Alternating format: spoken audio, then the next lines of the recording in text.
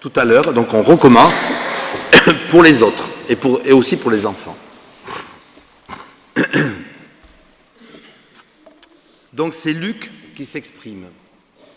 La 15e année du gouvernement de Tibère César, alors que Ponce Pilate était gouverneur de la Judée, Hérode, tétrarque de la Galilée, Philippe son frère, tétrarque de l'Iturée et du territoire de la Traconitide, Lysanias, tétrarque de l'Abilène, et du temps des grands prêtres Anne et Caïphe, la parole de Dieu parvint à Jean, fils de Zacharie, dans le désert.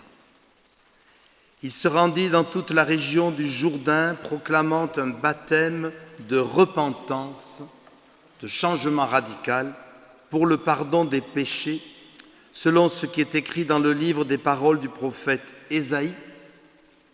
C'est celui qui crie dans le désert, « Préparez le chemin du Seigneur, rendez droit ses sentiers.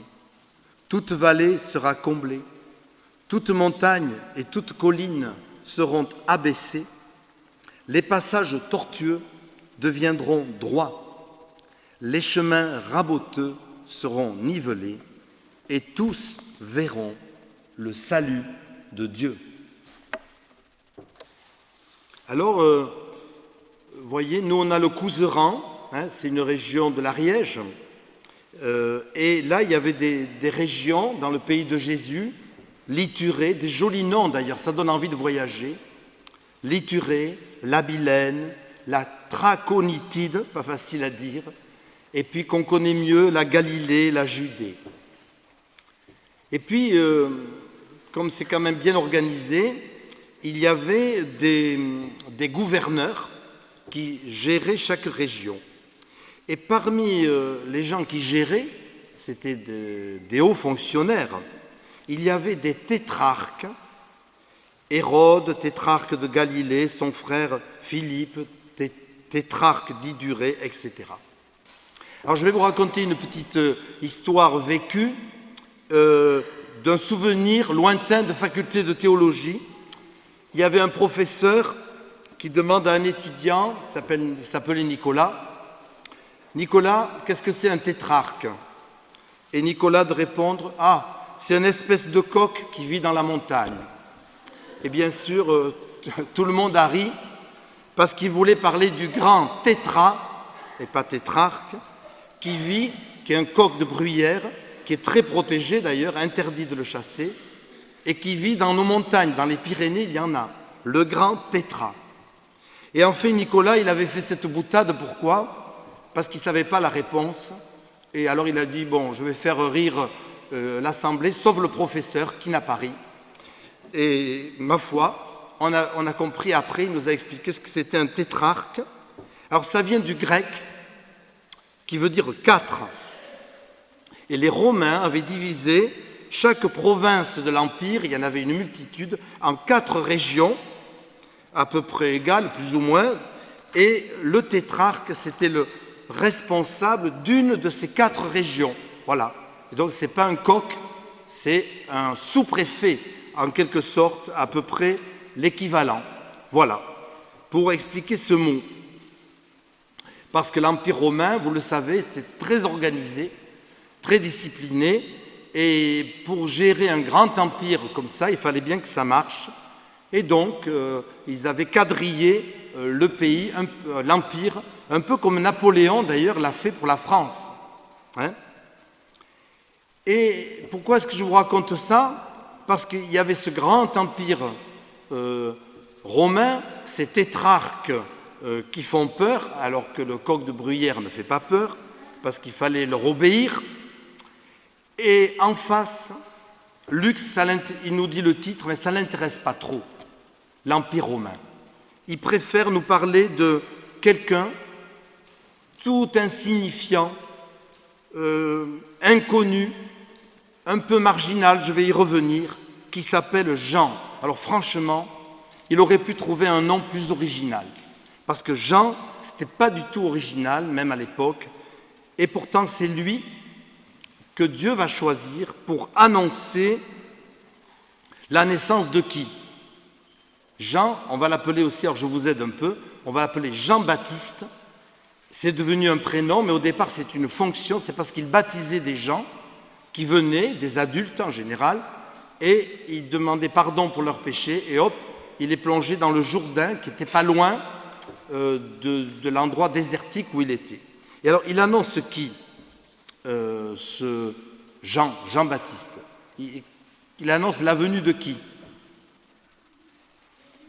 Ah, bravo Bastien, de Jésus, hein? Et oui, on a allumé les 2 bougies de l'Avent, ça veut dire que dans 2 semaines, Jésus va naître, enfin symboliquement, parce que Noël c'est quoi? C'est quoi Noël finalement? C'est un anniversaire, c'est ça simplement, hein? Noël c'est l'anniversaire de Jésus. Or Jean-Baptiste, qui est tout à fait inconnu, alors que le tétrarque de Galilée, il s'en fiche pas mal, il ne connaît pas Jean-Baptiste, ni ses parents. Son père est prêtre et sa maman s'appelle Élisabeth, et c'est d'ailleurs la cousine de la Vierge Marie. C'est la cousine de Marie, et donc lui, c'est le cousin de Jésus. Et premier message que je retiens, c'est que pour Noël, qui arrive, eh bien, c'est de faire attention aux plus petits, aux plus humbles, aux plus discrets. C'est ce que fait Luc. Il nous raconte l'histoire de Jean-Baptiste, qui n'intéresse pas les grands de ce monde, et pourtant Dieu s'intéresse à lui et Dieu lui confie une mission très importante d'annoncer la naissance de son fils, du Messie d'Israël. C'est pas rien. Et donc, voilà un premier message que je retiens, c'est l'humilité, et que chacun d'entre nous, les enfants et les adultes, nous avons une valeur infinie devant Dieu. C'est très important, et c'est ce que je vois dans ce contraste entre Jean-Baptiste et le tétrarque de la Galilée, par exemple. Donc, chacun a une grande valeur. Alors Jean-Baptiste prêche dans le désert, et je l'ai dit, c'est un peu un original, parce que vous savez comment il est habillé, Jean-Baptiste, que nous dit l'Évangile? Il a un vêtement en poil de chameau, en peau de chameau, une ceinture de cuir. Il est vraiment habillé comme un... C'est un peu bizarre, hein? Vous ne trouvez pas? Si vous voyez quelqu'un... Bon, il faisait plus chaud qu'ici quand même, hein? Et si vous voyez quelqu'un qui arrive avec une peau de bête comme Tarzan, eh bien c'est un peu drôle. Ben, Jean-Baptiste, il était comme ça parce que c'était un ascète, un mystique, voilà. Et ça ne dérangeait pas trop les Romains, ce genre de fantaisie, pourvu qu'on obéisse à l'empereur César, alors ça c'est le grand empereur de Rome, eh bien les Romains, ils acceptent pas mal de choses, à condition qu'on obéisse à l'empereur.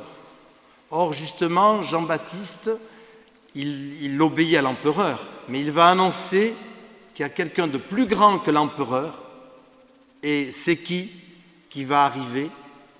Et c'est Jésus.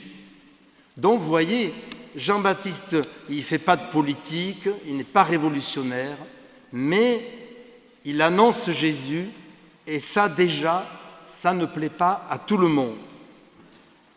Et Jésus, qu'est-ce qu'il va venir dire pour Noël? Alors on pourrait résumer l'Évangile avec un seul mot, facile à prononcer, difficile à vivre. C'est quoi ce mot? Le programme de Jésus, c'est facile à dire, oh oui, il suffit de s'aimer, mais c'est pas facile à vivre. C'est le mot amour. Et c'est ça le programme. Et ça, les Romains, l'empereur romain, l'amour c'était pour les faibles. C'était pas pour les soldats virils de l'Empire. Eh bien non, Jésus va dire c'est l'amour qui est une force, et ça sera le message de Noël. Alors Jean-Baptiste, il dit, il faut vous préparer. Et c'est ce que Xavier, tout à l'heure, nous a dit. Il avait fait une très bonne méditation sur le fait de se préparer pour accueillir Jésus qui vient. Alors c'est symbolique, parce que Jésus est déjà venu. Bon, par contre, on attend son retour, mais ça, on ne sait pas quand ça sera, mais ça arrivera. mais pour l'instant, il faut préparer sa venue symboliquement en cette période. Et Xavier nous a expliqué ce que c'est que, tout simplement, se disposer à accueillir Jésus. Et vous savez, je suis allé préparer un baptême avant-hier, et on m'a dit comment, c'est un petit garçon qui est né, et comment son grand frère, mon Dieu, mais il a préparé cette naissance de manière incroyable. Il ne pensait qu'à ça pendant plusieurs mois jusqu'à ce que le bébé naisse. Et s'il avait pu appuyer sur le ventre de sa maman pour qu'il naisse plus vite, il l'aurait fait. Tellement il attendait la naissance de son petit frère. Eh bien, j'ai trouvé ça magnifique. Or, quand un enfant naît, donc on prépare sa venue, on prépare sa chambre, etc. Et nous, alors je termine avec cette question, pour les adultes et pour les petits, est-ce qu'on est pressé de fêter Noël? Non pas pour faire un grand repas, monter un sapin, bon, j'ai rien contre, mais est-ce qu'on est pressé que Jésus vienne dans nos vies? Est-ce qu'on est pressé? Oui, ah mais c'est bien, bravo. Eh bien voilà. Est-ce qu'on a envie qu'il arrive, mais vraiment? Parce que si Jésus vient comme un bébé qui arrive dans une maison, ça change les habitudes.